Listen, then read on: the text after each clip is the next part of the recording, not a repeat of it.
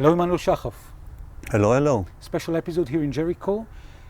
We're over 60 days during the war in Gaza. What you think is the actual timetable of the end game? I think we're beyond half. We're in the second half. This is going to end, if not by the end of the year, it'll end by the end of January. We won't be able to continue because the Americans won't let us. Biden will put a stop to this. Too many casualties on the civilian side and the Palestinian side. The numbers are staggering, and beyond what the rate of Palestinians is much higher than in previous engagements in Gaza, and this cannot continue. We're talking a lot of identity, the quest for Israel's better future. You think that throughout the war, within the end of this month, the end of the other month, Israel is going to be in a better stand, better place after winning the wars against Hamas, ISIS? I'm not sure. I think the situation, the mass casualties we've caused in Gaza, thousands, more than 10,000, will make it very difficult to go back where we were in our relationship to the international community and the international organizations. We have to wait and see how this develops, but it's not a...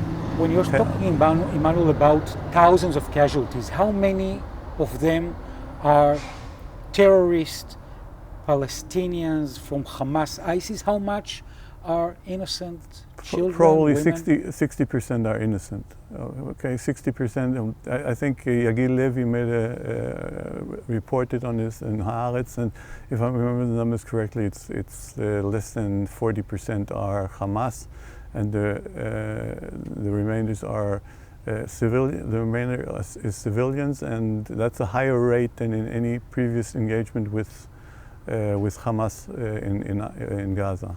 Do you think that Sinwar is going to be in some scenario being brought to trial in Israel, will be killed by Israeli IDF, or he will manage to run away, or it has no importance? I don't think it has importance. If he gets taken, that has some kind of significance in terms of creating a victory picture of Hamas losing, but I think it's secondary. I think it doesn't resolve anything. Okay, we have to deal with the remainder of Hamas at the end of the war, and there will be Hamas remaining in Gaza by the end of the war. We have to deal with it, and we have to somehow engage. And this government is not willing to engage at any level. Not with Hamas, not with the Palestinian Authority. We're glad they're still engaging with the US government. You're saying that it wouldn't matter, yet one part of the Israeli heart is being held in the tunnels. We're talking about more than 100 Israelis kidnapped and held there. What do you think is going to be the solution with them? I don't know. We may have missed the solution. I think we should basically be willing to give anything to get these kidnapped people, our people, back. Because if we don't get them back, they won't be there. If we don't get them back, so I think we should go all out and put things on the table which were not on the table before. Okay, like participating in the reconstruction of Gaza. Because do you think that any kind of mistake was done by the Israeli top decision makers that didn't give everything, including everything, in order to gain them back? Yes, I think basically we should have given everything and lived with the consequences as part of taking our responsibility. But this is one thing which has been consistent with Israel, that we have been unwilling to realize our responsibility, to take responsibility for our part, and this is a very sad sign of this, that we're not willing to take responsibility and pay the price. The price was sending all 100% of Palestinian captive prisoners, security prisoners back to Gaza, and almost long-lasting ceasefire with Hamas. We don't know what the price would be, but it would obviously be not just returning the prisoners, but it would also mean a long-term peace agreement or some kind of engagement, and that the government of Israel is unwilling to even contemplate. Okay. You know, so many people are talking about what is going to be the solution on the next phase, after winning or after whatever is going to be the end game at January next year. And then you found yourself with a Palestinian partner invited to Europe to try to build a new picture. Absolutely, yes. What happened there? That's the good news. Good news. We were invited by a group called First Step. These are former officials, former government officials, high-ranking people who are in philanthropy. They took interest in the federal solution that we're proposing, invited us, me and my Palestinian partner, to Estonia, where they held their annual get-together, gave us the opportunity to present the federation solution, and